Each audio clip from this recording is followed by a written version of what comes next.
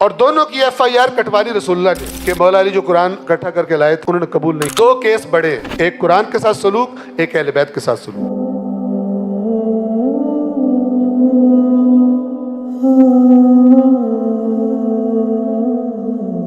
اور یہ قرآن والی کو تو باقاعدہ قرآن میں ذکر ہے، وقال الرسول یا رب ان قوم اتخذوا هذا القرآن مہجورا. اور رسول فرمائے گا اے میرے رب میری اس قوم نے تیرے قرآن سے دوری اختیار کر لی. جس کو لگے گلے پڑ جاتا ہے، جس کو لگے یہ اس کا موضوع ہی نہیں ہے، کیونکہ یہ دھوکے دیتا ہے، مجلس کی آڑ میں درس قرآن دیتا ہے. سوال یہ اپنے آپ سے پوچھے کیوں انس نہیں ہے اللہ کی آیات سے؟ انس پیدا نہیں ہوتا جبکہ اللہ کا سرکاری بیانیہ جس کی حفاظت کا ذمہ اس نے خود اٹھایا وہ یہ قرآن ہے. بعض لوگوں کے ذہن میں بجائے قرآن کی قریب جانے کی ترغیب دینے کے شکوک و شبہات ڈال دے. یہ بات آپ نے سنی ہے، یہ روایت آپ نے سنی ہے کہ مولا علی جو قرآن اکٹھا کر کے لائے تھے انہوں نے قبول نہیں کیا. سنی ہوئی ہے نا؟ اس کا مطلب کیا ہے؟ ایسے بیان کرتے ہیں کہ ایک عام سننے والا پورے قرآن سے مشکوک ہو جائے. ظاہر آپ توجہ کریں، اگر یہ قرآن وہ نہیں ہے جو مولا علی لائے تھے تو پھر کون سا قرآن؟ ایک عام بندہ یا تو اس کو بتاؤ کہ حقیقت کیا ہے.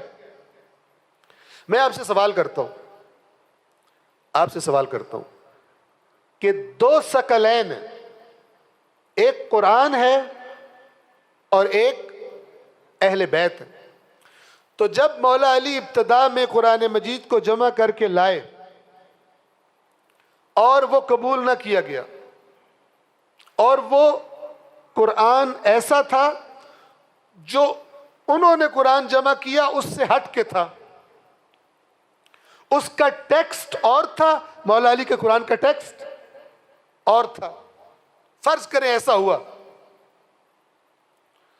تو جب مولا علی علیہ السلام کو خلافت ملی، حکومت ملی، انہیں پہلا کام کیا کرنا چاہیے تھا؟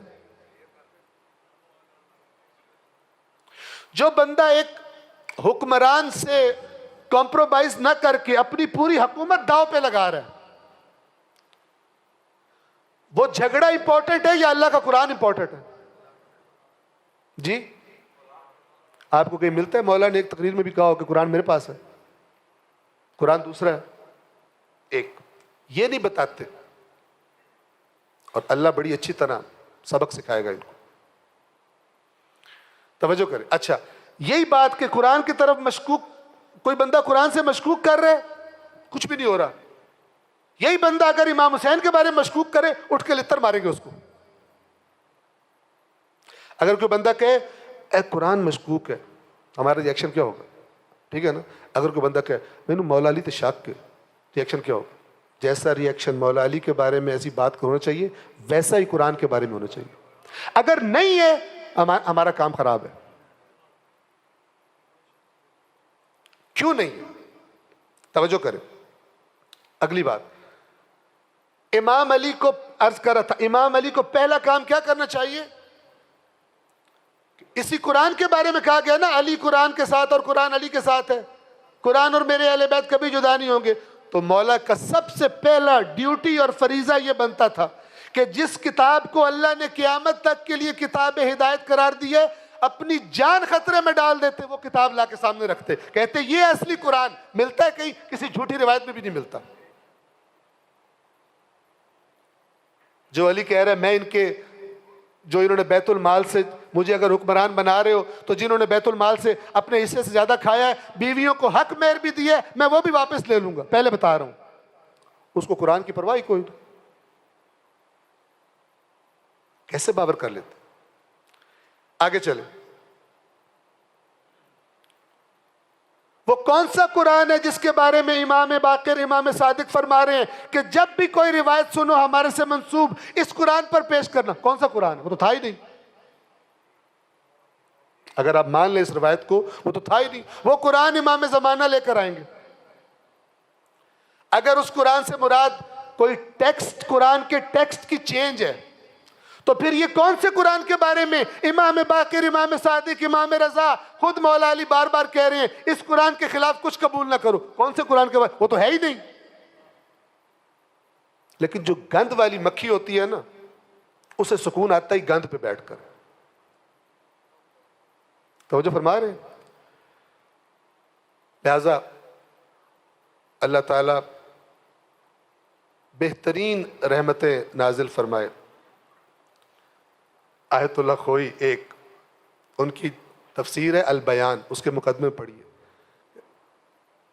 کہتے ہیں کہ جب یہ تحریف قرآن کی بحث میں فرماتے ہیں کہ جو دلائل اس میں بحث کرنے کے بعد اینڈ میں کہتے ہیں کہ اللہ کی کتاب کا جو اہتمام کیا رسول پاک نے اس کی حفاظت کا، ٹھیک ہے، قرآن لکھے جانے کا محتاج تھا ہی نہیں. سینکڑوں کی تعداد میں حافظ موجود تھے جو رسول اللہ کے سامنے قرآن پڑھتے، غلط پڑھتے تھے.